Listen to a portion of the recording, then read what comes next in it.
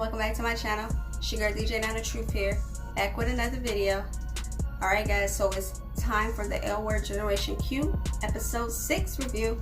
Episode 6 was called Loose Ends. Just a brief description on the episode real quick. Bet and Danny deal with the fallout of a recent scandal. Shane spends the day with Angie. Alice, Gigi, and Nat have conflicting ideas about their family life. Sophie and Finley spend the night out in an effort to get their minds off things. As per usual, the episode begins with a recap of what happened in episode 5. So of course, reporters are all outside Bet's house after the whole her pushing down the little ex-husband nonsense, which I think is bullshit. Shane and Alice show up to her house for support because she's pretty much barricaded in her own damn house. Danny and the assistant is there. They're trying to do some damage control on the situation. Alice confronts Bet at the same time as soon as she gets there about lying to her on her show and about still seeing Felicity and not telling her the truth. Bet apologizes, and Alice finds out that Shane knew already, and she pretty much storms out upset. So yeah, that doesn't go over too well. Angie spent the night at Jordy's house, of course, to get away from all of the nonsense. Shane is still there with Bet, trying to console her over everything, and she breaks down upset that she can't do it anymore, running for mayor anyway. She's gearing up to storm out, saying she's just about to drop out of the campaign. And lo and behold, what the fuck happens? She goes to her door, and who's at the fucking door? Tina. We just gonna pause right there for a second. Tina is at the door. Of all the motherfucking people, I would have thought that would have came on this damn series, not Tina. So yeah, Tina's here. Moving to Finley and Tess, they wake up together. Of course, they had drunk sex in the last episode. They're still hungover. Tess is all frantic, looking like she clearly made a mistake, trying to gather herself and get things together. Shane shows up on the scene. Of course, she's upset, like what the fuck is going on. Tess apologizes, and they have their little words for a second. That ended. Shane just went about her business, so I guess things are fine. Head back to Bet and Tina. They're discussing Angie and Jordy. Bet says Jordy makes her nervous. Asks Tina if she thinks they had sex, and Tina tells her no and that they haven't even kissed yet. Bet recaps to Tina what happened, in the last episode, what the fuck happened, what really went down to get her, side of the story. She recaps the shit, and like I said in the last episode review, he pushed Angie down, so she fucking pushed him back. I mean, I don't see what the big deal was, whether she's running for mayor or not. He assaulted a child first, and she defended said child, so whatever. She doesn't know if old boy is gonna press charges or what's gonna happen after everything went down. They get interrupted in the midst of their little conversation. Tina gets a call from what we have to assume is her spouse, whoever that may be, whether it be he or she, I don't know. And that clearly seems to agitate Bet though. But Tina walks away and handles her phone call. Back to Finley's drunk ass. She shows up at Sophie's house. Sophie and her in the kitchen talking or whatever. Sophie is clearly upset, talking about how Danny left out the house at 4 a.m. and she ain't heard from her since. She's just going off ranting and raving while she's making Finley a sandwich. Finley tells Sophie that Danny reminds her of her mom, says she's a super cold, hot lady. That's a weird statement to make about your mom. I don't know, maybe that's just me. But that's what she said. Sophie calls her a fucking freak after she says that too, so that's why I say it's a weird statement. Finley then tells her that she was like her mom and that her mom is hot. Sophie praises Finley for actually talking to her and opening up to her because, Danny doesn't do that. Then we go back to Bet once again. Campaign is still there, damage controlling. I mean, she's pretty much stuck in the house the whole fucking episode. At this particular point though, it's the assistant and Danny sitting there discussing everything. The assistant is confronting Danny about when she found out that Bet was still fucking with Felicity. And she, tells him that she knew, off rip. He gets, upset. He says he's upset about how Bet is choosing to go about things, running her campaign, just being careless and whatnot. They share words back and forth, and Danny professes all of this, I don't know, love, for Bet and what she's trying to do, and that she believes in her and all of this shit. And oh boy tells her, oh, she's gotten you too. And Danny like, what the fuck does that mean? And he's like, this is something else for you. I don't know what we were supposed to get from that, but that's what he said to Danny. No, actually, I feel like what we're supposed to get is that Danny is getting sucked into Bet's little web, and she's starting to get feelings for her. But I guess we shall see. He gets up and he's packing his shit up, and he basically quits at that point then and there. and says that he's gonna have to change the world on his own because he thought Bet was gonna be able to do it, and clearly she's not doing it the right way and in a constructive way that he supports, so he's not going to be fucking with that. In the midst of that conversation, we find out that he is a trans man. Didn't expect that coming, would have never thought that. So yeah, figure that out when he's quitting. We move on to Shane and Kira. They take Ange to the driving station so she can get her driver's license. As they're sitting there discussing Angie or whatnot, one of Kira's fans shows up, wants a picture with her. Take a picture. Angie appears, she passed her test, she got her driver's license. Shane gives her the keys and tells her to drive anywhere. They walk and follow her to the car, and they're embracing one another. So clearly things are going good and it's working out. Then we go to this throuple, Alice, Nat, and Gigi. They're out lunch, and Alice is sharing to them what she found out about that and everything she found out about that. So they're sitting there discussing what happened, and in the midst of that, both of them were consoling Alice, and it was kind of weird because they were both like sensually consoling her at the same time over everything. So in the midst of them doing that, their waitress appears on the scene, says, "Oh, y'all making me miss my hometown. I wish my best friends lived here." Gigi makes the statement of, "Well, we're not best friends." She gives this girl this look, and the girl's like, "Oh." Alice and Nat was not fucking with that. They didn't see why she had to say anything. They don't tell her that's the issue at that particular point, but yeah, that was the problem. Bet and Tina, they found out Angie passed her driving test both at the same time. Of course, they received a text. More Ange discussion. I mean, their parents. Tina tells Bet in the midst of all of this conversation that she's a good mom, and she was sitting there questioning her parents' inability, given everything that's going on. Bet tells Tina that she is a good mom. Tina tells Bet she's glad that she was able to create space for Angie. Bet replies, "Of course." Tina snickers, tells her that doesn't come natural to her. Bet asks what she's talking about, and Tina replies, "You couldn't never do that for me," saying Bet just took up all of the space in their relationship. They have a little slight argument about it. Then Tina asks her if she was still seeing Felicity, and Bet tells her that she broke up with her yesterday before the actual incident, but she claims that she should have ended it sooner. Tina came back with, "Yeah, that would have been helpful." Bet snaps back at her and tells her that Felicity was there for her when Kit died. Tina says she wished she could have been there. Bet says she could have came to the funeral. Tina says she didn't come to protect Bet, that it was right after their divorce, and she figured her presence would make the separation between them harder and make things harder. Bet tells her that's a bullshit ass excuse, and Tina is telling her that she needed her space. Bet fires back at her, "No, you needed your space." Tina agrees. Bet then, tell her that she should have been there and that she thought she was her family. Bet walks away and Tina gets upset. So we move back to Sophie and Finley. Sophie is poolside and Finley is in the pool. In the pool without her shirt on, and I don't know, some type of bottoms. But yeah, you get to see her nasty ass looking pics again. It's gross. As they're sitting there talking, rehashing what the fuck's been going on, Finley discloses that she feels bad about Tess breaking her sobriety and drinking. Sophie, tell her at the end of the day, she's a grown-ass woman, she's responsible for her own actions, and to let the shit go. Finley misses old girl Becca, the preacher lady, and asks Sophie if she's too damaged to be with somebody.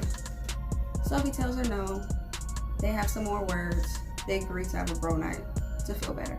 Back to Angie. Of course, Shane told her she can go wherever the hell she wants to. Where does she go? Jordy's house. So they pull up to Jordy's house. They're sitting outside. Ange drops a bomb question on Shane. Asks her, "How do you know that you love somebody?" Shane hesitates, doesn't answer. She asks Kira for help in answering the question. Kira shares the first time that she saw Shane and their love story. Kira asks Shane out. They spent their first day talking. Kira shares that she's typically a private person, but when it came to Shane, she was not that way, and she wanted to be completely open and tell her everything. And just pretty much listening to the advice and shit, and says that Jordy's the same way as Kira. She can open up and talk to her, but she's the one who's hesitant and scared to open up and share how she feels. And they pretty much encourage her to go, and you're not gonna know until you ask. So she finally gets the fuck out the car. She goes up to the front door. They sitting there nervously talking for quite a while. She nervously gets to the point after a while and says that she likes her and that she loves her. Jordy says it back. Oh my god, they share their first kiss on the fucking front step. Whoop the fucking do. Shane and Kira is applauding them from the fucking car. Shane tells Kira that she's in for the whole staying together and making a baby. Back to the throuple. Like I said, Alice and Nat did not like that Gigi exposed whatever their relationship is to this stranger. They confront her in the car about it. Gigi is like aggressively driving because they're in traffic. Nat says that they agreed that they didn't want to tell anyone about their relationship before they told the kids, but after Gigi pulled that little shit, now she doesn't even want to tell the kids. Alice disagreed, Gigi disagrees. All in all, it was a horrible car ride. Sophie and Finley on this little bros night out. They at Dana's drinking. They get drunk as fuck. Sophie is still upset about Dana. She still hasn't heard from her. She's sitting there questioning their relationship, questioning if she's pretty enough. She even brings up, possibly that she thinks something going on between Bette and Danny, and that she might like her, and that she, she's sexy and all this. So she's, clearly having some insecurity type issues because of the way Danny's been acting. Finley and Tess clear the air because, yeah, she works there. She runs the bar. Tess tells her that she doesn't have to be worried about it. It is what it is. It happened. We're still friends. It's not going to happen again. And tells her to move on because, of course, Finley's old weird ass was being weird about it. Still out partying and whatnot. Shane shows up and gives Finley a week notice and let her know she got to move out because Kara moving back in. They're getting back together. Sophie tells her good that she can move in with her. She ain't got to try to scramble. She got a place to come to. They still drunk, partying, kicking it. Like I said, they getting fucked up. They was out there dancing on the dance floor. Finley can't dance for shit.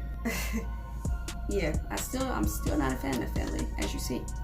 But yeah, she still can't dance for shit. So they had this little moment where Sophie was trying to show her how to dance, but she grabbed her hips. I don't know. They kind of like paused and everything and was kind of close. It looked like a kiss was gonna happen. It didn't, but it looked like it was. And they were kind of getting a little too close and personal for them to just be buddy-buddy. Back to Angie. She's at home now. She's up in her room talking to Tina. She shares her driver's license temporary image with Tina. Tina exclaims that she's tired of missing everything when it comes to Angie.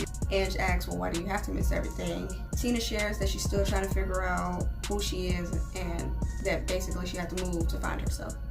And that she didn't do it at the right time and now she's trying to do it as an adult.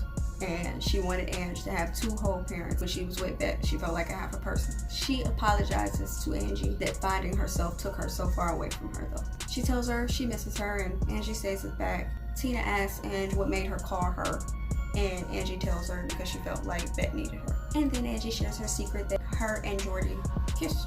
Finley and Sophie left Dana's. They're drunk biking. Yeah, something brewing between them. Go back to the throuple. They get home. As soon as they get home, Gigi is like, she about to go. Alice was taken back, like, what the fuck? Because Nat agrees with her, like, yeah, I think it's best that you should go. Gigi doesn't even argue. She kisses Alice, only Alice though, and then she leaves. Alice and Nat head to their room after Gigi is gone to try to discuss everything and what the fuck is going on. As they get into the room though, the kids left all 3 ladies' stuff on the bed. The shit for Nat and Gigi was cutesy, but not so much for Alice. The kids still not fucking with her. And they're talking about everything, and Nat says she feels overwhelmed. She has all these feelings for Gigi, good and bad, and given everything that they had going on in their history, she's overwhelmed with her feelings and emotions. She says she's not confused about that she loves Alice, she's just overwhelmed. Alice shares that she thinks they're in a good place and that she trusts her and she thinks everything is going to work out and that she's an open person and everything is going good, so just go with the flow basically. And then they call Gigi back over. And then we're back to Bette. Danny has been there all damn day. Danny finds out that the husband is not going to sue her, but he wants her to make a public apology. Bette's not fucking with the shit. She like, no, fuck that. You assaulted my kid. I just defended my kid. Danny pretty much persuades her to do it, just apologize in her own type of way. She encourages her basically to stay in this race and that she believes in her and that she's doing this for a good thing and all of that good jazz. She also tells her she has the power to change people. Bette gets the balls and goes out and addresses the press. And she begins by sharing what happened to Kit. After a bad car accident, Kit was prescribed opioids that led to going to heroin and then dying of a heroin addiction. During this speech, let me just say, because it's flashed throughout the ending of this episode, she pretty much goes over how the system and the doctors and the nurses and the medical people all failed her sister because she already previously had an addiction to alcohol. Like I said before, if you saw the original, you know that Kit was an alcoholic. So therefore, had they done their jobs and got that information, then opioids would have not been prescribed to her because she was an addict. The speech kind of get overplayed by the flashing end of the damn episode. We flashed to Tina, Angie, and Bette in the bed, and Angie's bed. Angie is in the middle. Angie tells Bette that she doesn't want her to quit the race. She wants her to stay in. We flash again to Kira and Shane. They're together at their house sitting there embracing one another, sharing I love yous and kissing and whatnot. We flash to Danny showing up at her house to see Sophie and Finley passed out on the couch, but they was all hugged up and shit. So yeah, sure, she didn't like that. She goes upstairs. Sophie wakes the fuck up, and she goes upstairs to try to confront Danny about what the fuck happened, what's going on today, what happened. Haven't heard from you all day. She was being a little passive aggressive, and of course she was still litty. Danny was trying to dismiss her, like she didn't want to talk about it. I'm not trying to talk about it when you in this way. Sophie wasn't trying to hear it. She still was trying to press on. I just want you to talk to me. I just want you to talk to me. Until Danny fucking snapped and said that she doesn't want to talk to her. She don't have nothing to say. Bet's speech is over. Tina praises Bet for her speech. Tina is at the door with her bags and shit, getting ready to go. She tells Bet that she is her family and that she loves her. Bet says it back, of course. The two embrace in a hug. They're in a nice, tight hug. Bet is squeezing Tina. As she squeezes Tina, she tells her, don't go. Tina seems a little shook, but of course, the episode ends without an answer. That was episode 6. It was alright. 7 out of 10 for me. Micah didn't make an appearance in this episode. I don't really have too much to say about it. I mean, I was shook a little bit that Tina came, of course, in the episode. Shane and Kira could have called it, them getting back together. The throuple, I'm still not fucking with it, so yeah, still seems weird. Like somebody's gonna get hurt or gonna be the odd man out. But I guess we'll just have to see. Something is brewing with Finley and Sophie. You have to watch the episode to see what I mean. But yeah, Annie, I think she got her little heart on for Bet. So, kind of making a prediction that Danny is trying to fuck with Bet. Finley is crushing on Sophie hard. But alright guys, that's gonna wrap this video up. Of course, if you like this episode review, give this video a thumbs up for me one time. If you fucking with me, go ahead and subscribe to the channel. Hit that button, hit that subscribe button to see what's up, see what I got in store for you. Alright, till next time. Peace.